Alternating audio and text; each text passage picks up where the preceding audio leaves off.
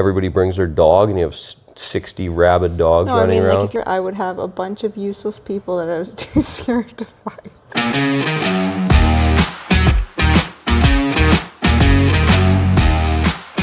Hey, welcome to the Duncan and Deanna Show, episode 22 of the Duncan and Deanna Show. And it's been well over a week since we recorded one. A week and a half. We recorded one on last Tuesday. And this is Saturday night of the following week. But I was gone for 5 days. Yeah. We posted one on, I think, Monday. I staggered them out a little bit so that our raving fans wouldn't get too disappointed. Your lips are really shiny tonight. I keep getting distracted. I put lip stuff on and I went a bit overboard. They're like blinding. You see yourself glinting, in them? Yeah. No, I'm get just some kidding. moisture. But yeah, that was a good week. I got to get an IV, which was super fun, and then came back and had a crazy guy we didn't hire. A crazy guy? Yeah, had this guy we were gonna hire, experienced roofer, and he was gonna start Monday, but I wasn't back Monday, so Tessa texted him at 5:30 in the morning, which is a little, like we had dropped the ball a little bit on our end for sure for this guy. But she texted him and said, hey, actually, can you come in on Wednesday? Because Duncan's not here till Wednesday. And he just never replied to that, and he showed up. He was supposed to be there at 7:45 on Monday originally. He comes into the office at 7:55, which is 5 minutes before the daily all team starts that Tessa had to run while I was gone. So she can't do anything with him because she's in the meeting practically. So she told him to leave and get a coffee or whatever. But anyway, he showed up late on his first day, which immediately is super red flag. He came anyway on Monday. Yeah, he didn't. Mustn't have seen us. Yeah, very hard to communicate with too. She tried calling him, texting him multiple times, and he'd never reply. So then he on one of those nights, Tuesday night, so I got back Tuesday, and then Tuesday night, I forget what happened. Oh, because she'd told him, no, actually come Wednesday or whatever was going on. Anyway, Tuesday night, he just starts spam calling the office. And anyway, I text him from my number, which he had my number, and he had Tessa's number, so I don't know why he's calling the office at 6:30 at night. Anyway, I sent him a message and said, I'll call you in the morning. So I called him at 9 the next morning. No answer. He calls me back at 11, but I was at the gym, so I didn't answer. And then I was straight into a meeting at noon. And so I texted him and I just said, hey, this isn't going to work out. You showed up late on your first day. And he brought his dog into the office later that same day. You're coming to go to work and you bring a dog with you. Makes zero sense. Well, where can you go work where you can bring a dog in? Some construction companies, I'm sure people bring their dogs. One-man bands, goobers that bring their dogs to site. It's stupid. You don't bring a dog to work. I would bring my dog to work. No, you wouldn't. What job can you have that you can just show up with your dog? No, you can't. Really? You're going to show up and start building one of them towers in downtown Kelowna, and everybody brings their dog, and you have 60 rabid dogs running around? If you're building houses and No, stuff. Not a chance. Think of that. Think if you have 4 guys on site and 4 stinking dogs. Well, not everyone's going to bring their dog, but Yeah, nobody brings their dog. So anyway, you bring your dog, fired. Instantly. I'm dead serious. That drives me nuts. Really? Leave your stinking dog at home. They do not come to work. Don't bring a dog. That's actually making me mad right now. So anyway, dog lover no dog. No, he shows up with a dog, and he shows up late. And I was like, oh, I'll give him a chance, whatever. And then I was like, no, I can't give him a chance. It's not like we're overflowing with work. We could keep the guy busy, but I'm like, why am I doing that when there's already red flags? So I text him that, and he texts me a big bloppy thing back, whatever he said, and then he starts calling me, but I'm in a meeting, like on Zoom or whatever, and he's just spam calling me, and then he's like, texts me, "You're an effing coward," and then he calls me a few more times, and he's like, "You're a puss," and then he keeps calling me. Anyway, I got off the meeting at 1, and I called him back, and he was just losing his mind on me, and I was like, you think this is going to increase your chance of getting hired? Like, that just confirmed I made the right decision. I was like, imagine if someone goes sideways at customers, like, "Hey, I don't like how you did this," and this guy just starts going ballistic on them. He's like, "You're going to get what's coming. You're going to get yours. We're going to have a meeting face to face. You've wasted my time and my money." And I'm like, what, he came in for late for half an hour one day, and that's it, wasting his time and money? Like, doesn't answer the phone whenever we call him, like he's that busy. Doesn't make any sense. So anyway, I definitely got lucky in not hiring him there.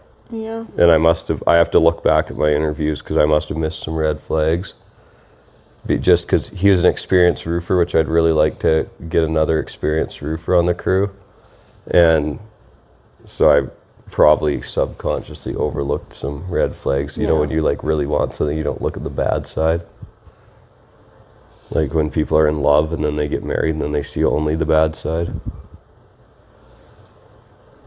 What? Or only your shiny lips. Are you trying to tell me something? No, that, you know how people do that? Like you're like all in love, so you just ignore, you don't see all phase. the you all know, the annoying flags. habits, or the red flags, or like they pick their nose or something, and then once you're married or whatever, then you're like, all you see is that stuff, and you don't even see the stuff you loved the person for. Good thing we're still in the honeymoon phase, and I just Always will be. overlook all your annoying little. I just don't have any. Yeah. What? Yeah. Yeah, anyway, that was my excitement. And then I had to fire a guy today, which I didn't want to fire him because I actually really liked the guy. That's probably the first time I've fired someone that I was like kind of sad to fire them. Most of the time, like, most of the time I probably wait too long to fire them, and that's the problem. Because I wait long enough that I'm like, and I don't even like them anymore. So it's actually probably a better point to fire them at, but still not super. I would say that that's probably one of the things that nobody thinks about when they're getting into business, is that you're going to have to fire people. I know. Because firing people is probably the least fun, not the least fun, there's probably less fun things, but it's not something that I don't think there's anybody, I've never met anybody yet that looks forward to it. A lot of times after you fire someone, you're glad you did, but even in this case, I wasn't like, oh, that feels good, I fired this person. I was still not, like, I was just like, it's too bad. Anyway, It was the right choice, but I would have, if I had to run a crew and was in charge of firing or whatever, I would have a bunch of useless people that I was too scared to fire. yeah. I would think of like, oh, this is their income, and I think a lot of family, small business owners don't know how to fire, so that's probably why they stay small. Yeah, because you get to know them a bit Yeah. better if you're a Oh, small they're like business. family. We're They're my friends. friends. You can't be friends with your employees. I guess not. You can't be. Like, you can be friendly, you can have fun with them, you can do cool stuff with your employees, but you can't be friends with them because it's two different relationships. Yeah. I suppose. Yeah. Doesn't work. It's interesting difference. This cat.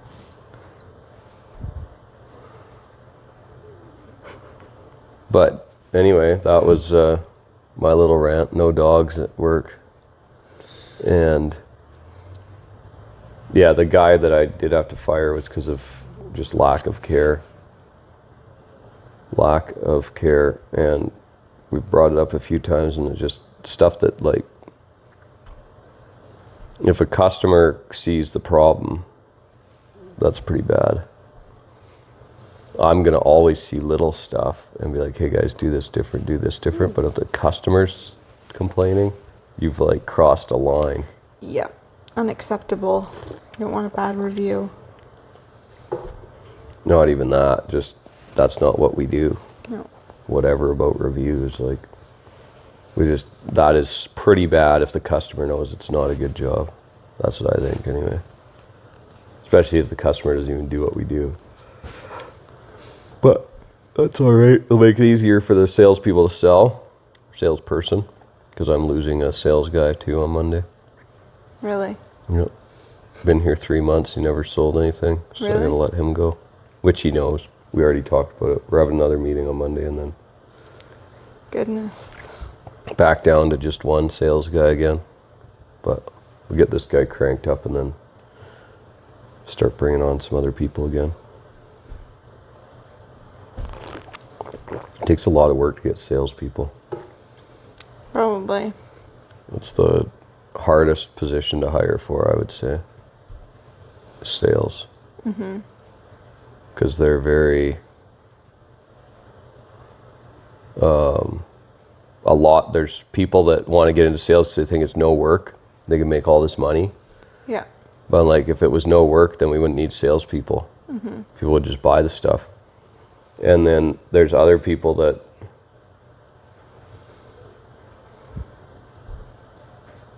like the guy that I have to let go because he's not getting results. He's not paying for 3 months in. They have to be paying for themselves. He hasn't paid for himself yet. Like, I think he had $75 commission this month, and that's not enough when the base is $3,000. So there's the ones that think it's going to be easy. And then I don't know there's a few different, but those are what most of them are. Like, most of them are like, oh, sales, yeah, I'll make a bunch of money, and it's easy. So they aren't required to have any experience before you hire them? No, now I try and find experienced people, so somewhat. But that can be a blessing or a curse too. You can find guys that have no experience. I mean, Jeff, that's been with us for almost a year now, came in with no like sales experience. Oh, really? Used to run a Mr. Lube. Oh, I didn't know that. Yeah. And he's paid for himself for a lot of months, but just barely. So we're going to really focus in on how to get him cranked up this month. Because every position in a business has to pay for itself. But like, sales is like really obvious if it's not. Yeah. And production, pretty obvious too. And then there's other ones like office manager. Like, how do you know if that's paying for itself or not? You kind of have to track your overall profitability to know that. Yeah. And where they're helping and assisting or getting things done quicker, how are they speeding things up?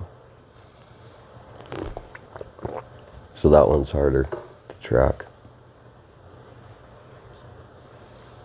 What do you have to say? I've just talked this whole time and you just sit here and look at me with your shiny lips. I don't really know what to say. Why not? I don't know. Oh, we forgot to say the thing at the beginning where we talk about homeschool, health, and a bunch of other stuff. Yeah. All right. Messed up. Okay. Well, nothing from Deanna this time. Sorry, folks. She's just sitting here looking pretty with her shiny lips. Well, thanks. Thanks for saying I look pretty anyway. Tell you that all the time. Okay, a bit of a shorter one, but I hope you guys got something out of it. And if you're thinking of starting a business or you have a business, maybe it was helpful. You're not the only one that doesn't like firing people. I like hiring people. I don't like firing them. But it comes with the job, so we'll catch you on the next one.